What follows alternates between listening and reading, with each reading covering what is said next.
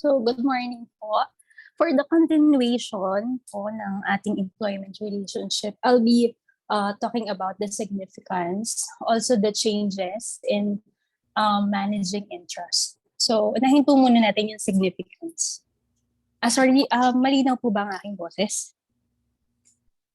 Yes po. Yes, ma'am. Thank Yes, you po. ma'am.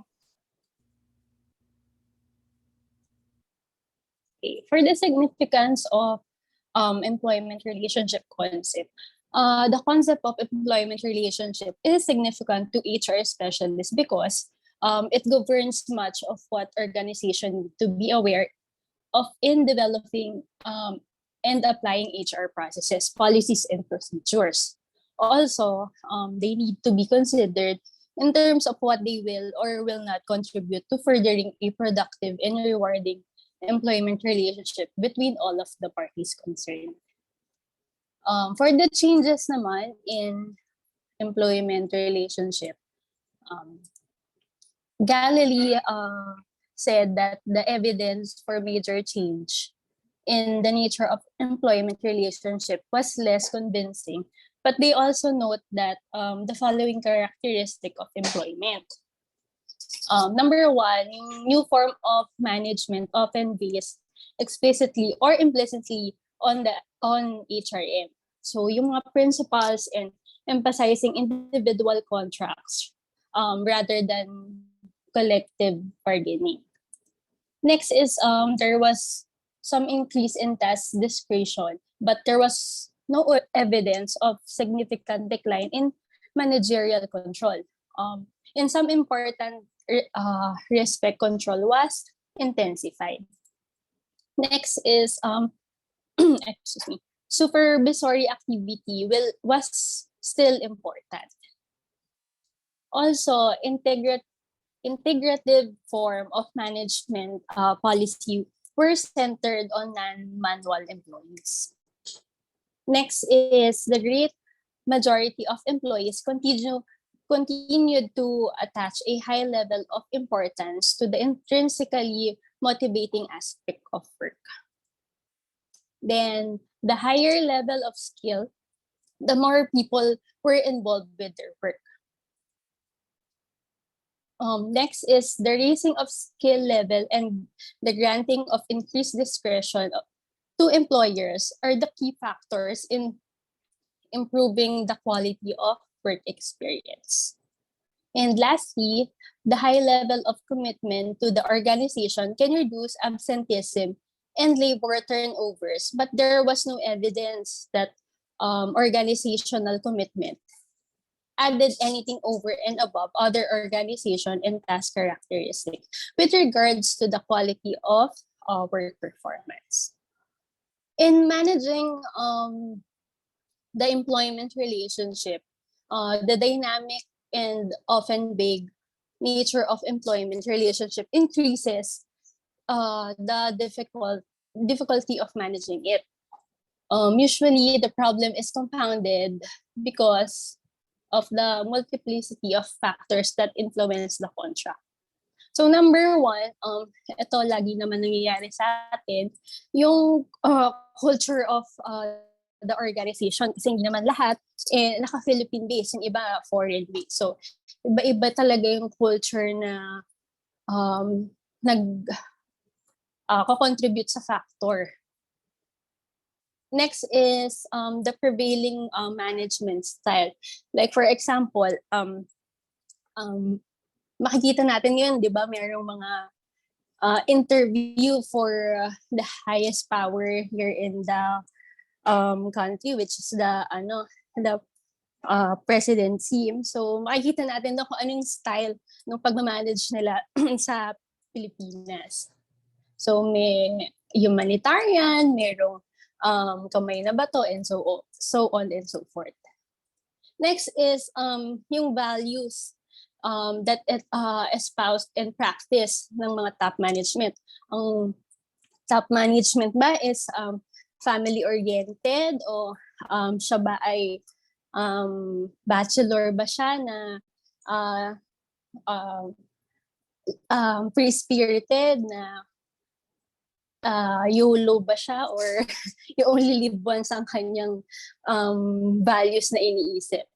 And then next naman is yung the existent or non-existent of a climate trust. So mamaya explain ko further tong climate trust. Then next naman is yung day-to-day interaction between the employees and line management. So napaka-importante din yan.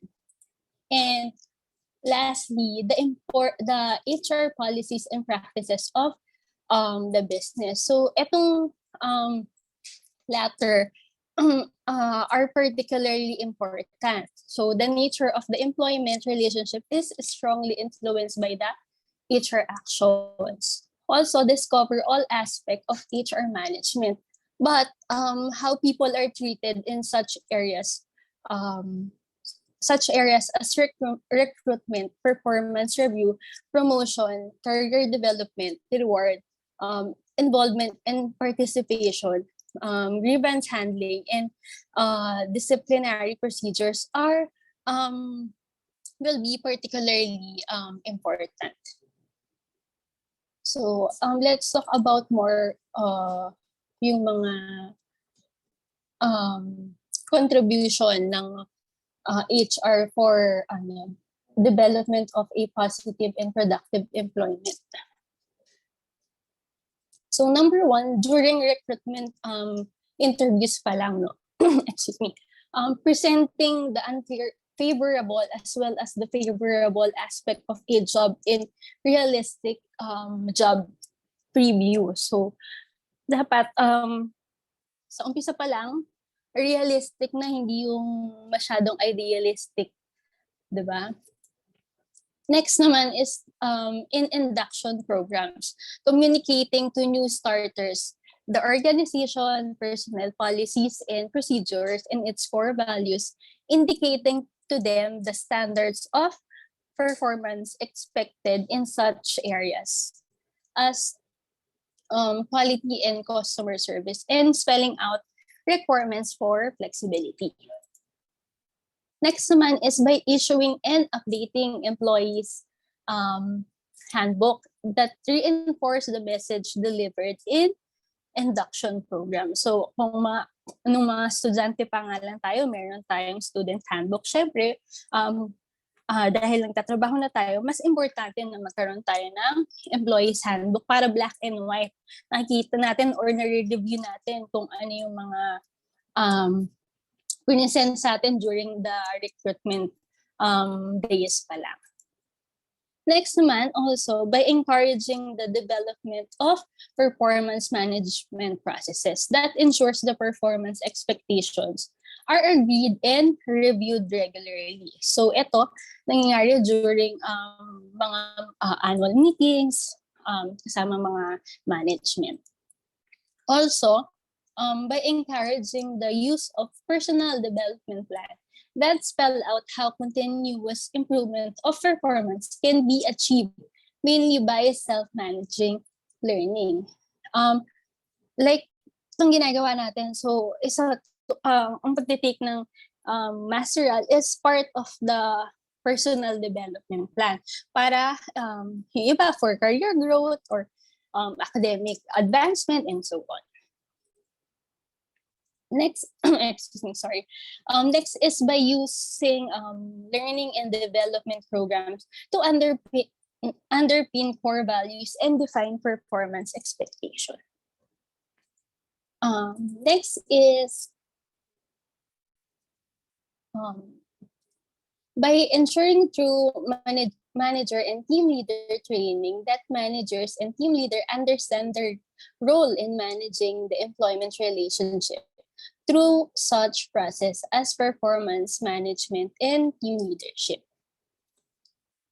Next is by encouraging the maximum amount of contract between managers and team leaders and their team members to achieve mutual understanding of expectation and provide a means of two-way communication.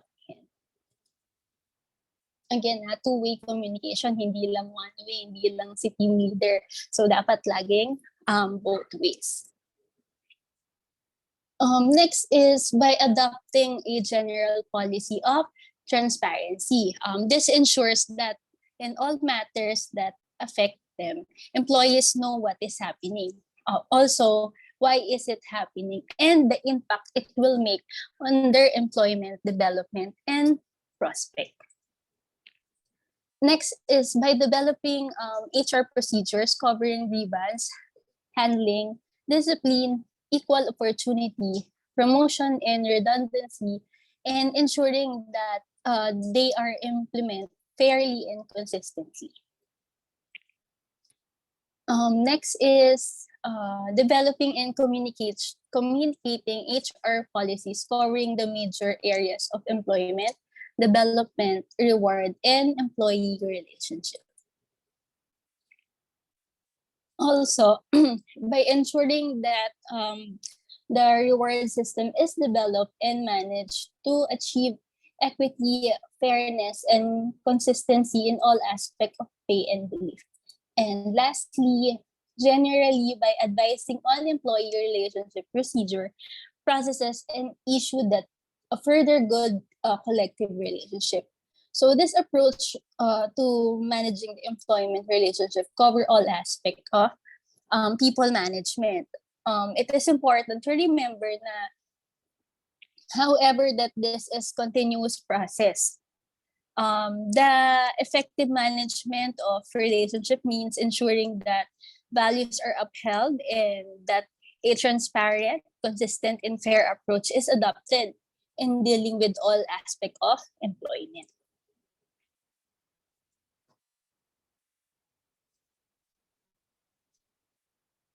Next punta tayo sa trust. So, ayon kay Oxford English Dictionary, so trust is defined as is a firm belief that a person may be relied on. As an alternative definition made by Sean, trust is to the effect that trust is the belief that those on whom we depend will meet our expectation of them. So these expectations are dependent on our assessment of another responsibility to meet our needs. So next, let's go on to the climate of trust. So a high trust organization has been described by Fox as the following. So number one, organizational participation. Participants share certain and or values, bear towards each other a diffuse sense of long-term obligation, offer each other spontaneous support without narrowly calculating the cost of anticipating any short-term reciprocation. Communication honestly and freely, and are ready to repose their fortune in each other's hand and give each other the benefit of any doubt that may arise with respect to goodwill or motivation. So this idea may seldom, if ever, be attained, but it does not represent a picture of effective organization. Note that trust is a outcome of a good management. So when do we employees trust the management? So management is more likely to be trusted by employees when the employees believe that the management means what it says. So also observe that management does what it says and it is going to do, suiting the action to the word. So hindi lang puro salita, dapat may action. Next is know from experience that management, in the word of David Guess, delivers the deal, it keeps its word and fulfills its side of the bargain. And lastly, feel that they are treated fairly, equitable, and consistently. Next naman is developing a high trust organization. So sabi ni Thompson, trust is not something that can or should be directly managed. It may be possible to trust management, but trust is an outcome of good management. It is created and maintained by managerial behavior and by development of better mutual understanding of expectation. Employers of employees and employees of employing, vice versa. Harriet pointed out that issues of trust are not in the end to do with managing people or processes, but are more about relationship and mutual support through changes. So the sort of behaviors that is most likely to stimulate trust is when management is honest and honest with people and keeps its word and practices what it preaches. Moreover, trust will be developed if management act fairly equitable and consistently.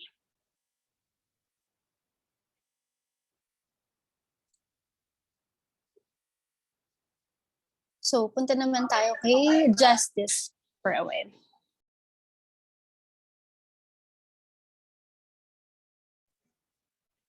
I'm sorry for that. So injustice to treat people justly is to deal with them fairly and equitable. So laging fairly and equitable. Um, Leventhal, following Adams, distinguish between this distributive and procedural justice. So ano ba yun? So distributal justice refers on how reward are distributed, while the procedural justice refer to what to the ways in which managerial decisions are made and HR procedures are managed. So people will feel that they have been treated justly in this respect if they believe that the reward have been contributed in accordance with their contribution. So that they receive that what they was promised to. And they also get what they need. Next is renewing trust. If in case the trust is lost, there are four-step program is required for its renewal. So number one, admission by the top management that it has paid insufficiently attention in the past um, to employees' diverse needs. So ito yung medyo mahirap-hirap yung admission, yung aaminin mo na nagkulang ka, na nagkamali ka, lalo na kung ikaw ay isang nasa top management. Number two, a limited process of contracting whereby a particular transition to a different way of working for a group of employees is done in a form that takes individual needs into account. And then next is establishing knowledge-based trust, which is based not on a specific transactional deal, but on a developing perception of trustworthiness. So, and then lastly, achieving trust based on identification in which each party emphasizes with each other's need and therefore takes them on board themselves. Although this final statement is seldom reached in practice. So that's it po for the employment relationship. Now I'll be discussing the psychological contract for a while lang po.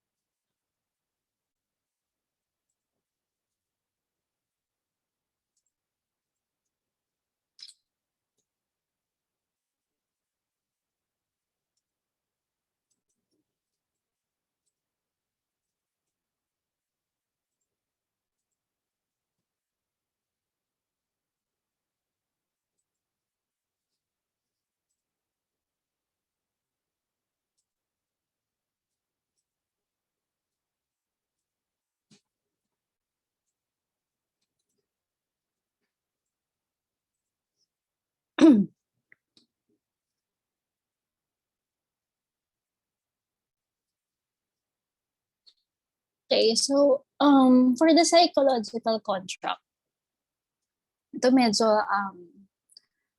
medyo mahirap explain, so bear with me. Pero madali naman siyang intindihin. So for the psychological contract, the employment relationship is a fundamental feature of all aspect of people management. Um, as its most basic level, the employment relationship consists of a unique combination of belief held by an individual in his or her employer about what they expect of one another. So take note of the word expect kasi yan talaga yung magiging foundation of the psychological contract. So this is the psychological contract, and to manage the employment relationship effectively, it is necessary to understand what psychological contract is and how it is formed and its significance. So, define muna natin si psychological contract. So, fundamentally, the psychological contract expresses the combination of belief held by an individual and his or her employer about what they expect of one another. It can be described as the set of reciprocal but articulated expectation that exists between individual employee and their employers. Guess says that Guess and Conway says that the psychological contract may lack characteristic of formal contract. Sabi nila, it is not generally written out, but it is somehow also blurred at the edge. And it cannot be enforced in a court or tribunal. They believe that psychological contract is best seen as a metaphor, a word or phrase borrowed from another context, which help us make sense of our experience. The psychological contract is a way of interpreting the state of the employment relationship and helping to plot significant changes. So, ano ba yung significance nito? So, the extent of to which people work effectively are committed to the organization depend on the degree to which their own expectation of what the organization will provide to them and what their own and organize in return match the organization's expectations of what they will give and give in return. Also, the nature of what is actually to be exchanged, assuming na there is some agreement, money exchange for the time of work, also social need satisfaction, and security in exchange for hard work and loyalty. Also kasama din yung opportunity for self-actualization and challenging work in exchange for higher productivity. High quality of work and creative effort in the service of organizational growth, or various combination of these other things. So the psychological contract governs the continuing development of employment relationship, which constantly evolve over time. But how the contract is developing and the impact it makes may not be fully understood by any parties involved. So also sabi nga din ni Sims, a balance of psychological contract is necessary for continuing harmonious relationship between the employees and the organization. However, the violation of the psychological contract can be assigned to the participant that the parties no longer share or never shared a common set of values or goals. Next is the nature. So the nature of the psychological contract, the aspect of the employment relationship covered by the psychological contract, which include from the employee's point of view. Number one is how they are treated in terms of fairness, equity, and consistency. Next is the security of the employment. Also, scope to demonstrate competence, career expectation, and the opportunity to develop skills. Also, involvement and influence, and trust in the management of organization to keep their promise. And lastly, safe working environment. So, the psychological contract may provide some indication of the answer to the following fundamental employment relationship question that individual poses. So, what can I reasonably expect from the organization? Take note of the word reasonably. And also, what should I reasonably be expected to contribute in return? But it is unlikely that psychological contract and therefore the employment relationship will ever be fully understood by either party.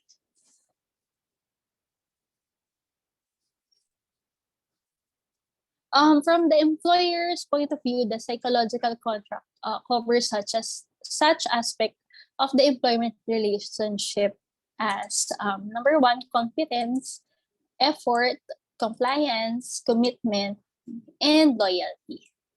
So ito yung model ng psychological contract. Yan. We have the cause, the organizational culture, the HRM policy and practice, experience and expectation, and alternatives to the content, which is the fairness, trust, and the delivery of the deal. And ano yung consequence nun? So, yung organizational citizenship, organizational commitment, motivation, and satisfaction and well-being. So next is how psychological contract develops. So psychological contract are not developed by means of a single transaction. So hindi lang yung isang sabi mo yun na yun. There are many contract makers who exert influence over the whole duration of an employee's involvement with an organization. So the problem with the psychological contract is that employees are often unclear about what they want from the organization or what they can contribute. Some employees are equally unclear about what they expect from their employees. So dahil nga ganun, so meron tayong changing nature. So psychological contract has not been an issue in the past because usually it did not change. That is no longer the case because businesses, organizations are neither stable nor long-lived. Uncertain prevails. Also, job security is no longer on an offer by employers who are less anxious to maintain a stable workforce. Also, flexibility, adaptability, and speed of response are all important, and individual roles may be subject to constant change. And also, leaner organizations means that career may mainly develop laterally. And lastly, leaner organization may make greater demands on employees and are less likely to tolerate people who are no longer precisely to fit their requirements. Next. Part pa din ng changing nature. So si Kessler sums up the differences between old and new employment contract as follows. So for the old, relationship is predetermined and imposed. Whereas a new relationship now is mutual and negotiated. So kinukuha na ni HR or ni top management kung ano ba yung mga insight ngayon ng bagong employee para makapag-create sila ng contract. Also, you are who you work for and what you do. So now, you are defined by multiple roles and mainly external to the organization. So sa old, loyalty is defined by performance. Pero now, loyalty is defined by output and quality. So hindi lang basta output, kailangan meron siyang quality. For the old, leaving is a treason. So kapag umalis na sa kumpanya, medyo iba na tingin sa'yo ng mga tao. Kasi bakit ba ito aalis? Ganyan. Pero ngayon, people and skills only needed when required. So kapag kailangan mo ng growth at hindi na nabibigay ng company, mas okay na maghanap ng bago. Or kapag hindi, vice versa naman, kung nakikita na ng company na underperforming ka na, so kailangan maghanap ng bago. Next naman is kung ang old is employee who do what they are told will work until retirement. Now, long-term employment is unlikely. Expect and prepare for multiple relationship. Next, part pa din ng changing nature. The following ways in which psychological constructs are changing have been suggested by Hiltrop. So again, from into, so imposed relationship like compliance, command and control, to mutual relationship. So from commitment, participation, and involvement. From permanent employment relationship to variable employment relationship. So people and skill obtained or retained when required. Next is from focus on promotion to focus on lateral career development. Next is from finite job duties to multiple roles. Also, from meet job interviews to added values, and from emphasis on job security and loyalty to company to emphasis on employability and loyalty to own careers and skill. And lastly, from training provided by the organization to opportunities for self-managed learning. Punta naman tayo sa developing and maintaining a positive psychological contract. So a positive psychological contract is worth taking seriously because it is strongly linked to higher commitment to the organization, higher employee satisfaction, and better employment relationship.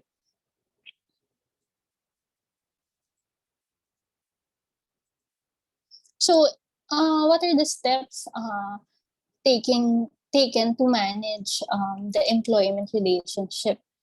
Will also help to form a positive psychological contract. So number one, defining expectation during recruitment and induction program. So dun pa lang, umpisa pa lang, nasabi nyo na both sides kung ano ina-expect nyo sa isa't isa. So next is communicating and agreeing expectation as part of the continuing dialogue implicit in good performance management practice.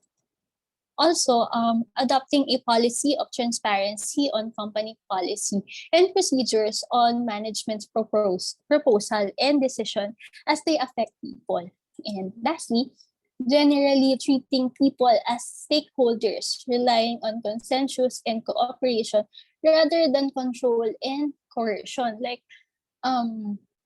usually sa mga management, iniisip, sige, umalis kayo, hindi kayo kawalan. Usually yung mga word O vice versa, si employee naman.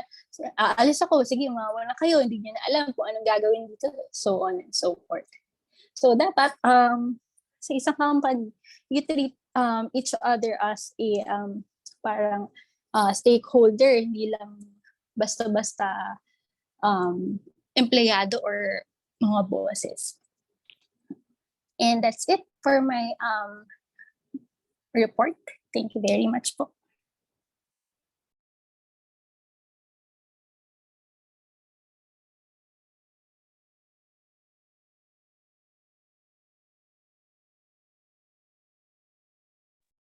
Okay, so to sum up the discussion of the part 3, no? So again,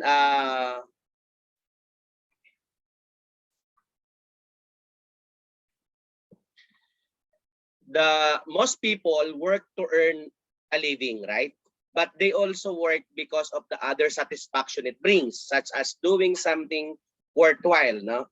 A sense of achievement, prestige, recognition, the opportunity to use and develop abilities, the scope to exercise power and companionship. So the essential components of work, of course, work produced as or achieves something. So it is not an end in itself, no? Work involves a degree of obligations or necessity. No, it is a task set either by other or ourselves, no? Work involves effort and persistence. So it is not wholly pleasurable, although they may be pleasurable elements in it. The work remains a central interest, no, in the lives of most people. So the nature of work alters as organizations change in response to the new demands and environmental pressure. So the notion of the flexible, firm, and the lean organizations are particularly significant. So futurologists, no, have predicted various fundamental changes, paradigm shifts, no, in the nature of work. But as Nolan and Wood comment, complexity, unevenness, and the enduring features in the structure and relationships of employment are crowded out by visions of universal paradigm shift. So the basis of the employment relationship, of course, an undertaking by an employee to provide skill and effort to the employer in return, for which the employer provides the employee with salary or a wage. The employer's obligations also include the duty to provide a safe workplace, to act in a good faith towards the employee, and not to act in such a way as to undermine the trust and confidence of the employment relationship. So the employee has corresponding obligations which include obedience, competence, honesty, and loyalty. So when it comes to employee relationship contracts, the three types of employment relationship contracts are transactional, relational, and psychological, as our presenter discussed and elaborate earlier. So there are the three of the more important development in the employment relationship. Of course, we have the new forms of management, often based explicitly or implicitly on human resource management principles and emphasizing individual contracts rather than collective bargaining. No, there was some increase in task discretion, but there was no evidence of significant decline in a managerial control. Indeed, in some important respect, control was intensified. The higher the level of skills, the more people were involved with their work. No, so the dynamic and open nebulous nature of the employment relationship in the multiplicity of the factors that influence the contract increase the difficulty of managing it. Now, a high trust organizations exist when management is honest with people. O, yung mga human resource dyan na keep its word, no, delivers the deal, and practices that what it preaches. No? Trust is created and maintained by managerial behavior and by the development of better mutual understanding of expectations. Employers of employees and employees of employers. So, the theories explaining the employment relationship are labor process theory, agency theory, and exchange theory. So, on the psychological contracts, no, as our presenter discussed earlier, no, again, a psychological contract is a set of unwritten expectations that exist between individual employees and their employers. It is a system of beliefs that encompasses the action employees believe are expected of them and what response they expect in return from their employer. And reciprocally, the action employers believe are expected to them and what response they expect in return from their employees. So, the aspect of employment relationship covered by the psychological contract will include the employee's point of view. Ano ba yung mga point of view ng employees? How they are treated in terms of fairness, equity, and consistency. We also look into security of employment, our scope to demonstrate competence, our career expectations, no, and the opportunity to develop skills, no, involvement in influence. So what will be my involvement in this company and this organization? And trust in the management of the organization to keep their promises. So, from the employer's point of view naman, the psychological contract covers such as aspect of the employment relationship as competence, effort, compliance, commitment, and loyalty. So, the core of the psychological contract can be measured in terms of fairness of treatment, trust, and the extent to which the explicit deal or contract is perceived to be delivered. Because a psychological contract creates emotions and attitudes that form in control behavior. So, there are certain changes to the psychological contract. Of course, the nature of psychological contract is changing in many organizations in response to changes in their external and internal environments. Let's say, for example, there is more focus on mutuality, a variable employment relationship, and employability.